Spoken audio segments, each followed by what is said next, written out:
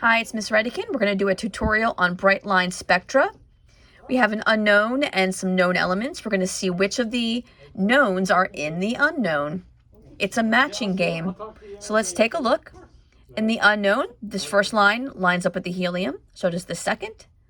Here, here, here, and here. All the lines of helium are in the unknown. Okay, but there are some other lines there as well. So let's take a look. This one in the unknown, that lines up with hydrogen. So do these lines. So hydrogen and helium are in the mixture. Let's double check. All of the helium, 1, 2, 3, 4, 5, 6. Let's see if all of the hydrogen, 1, 2, 3, 4. So all of the lines of both elements are there. You can't have a fraction of an element.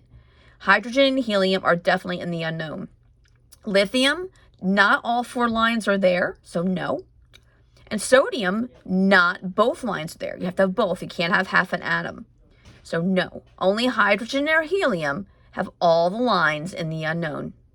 Hope that helps.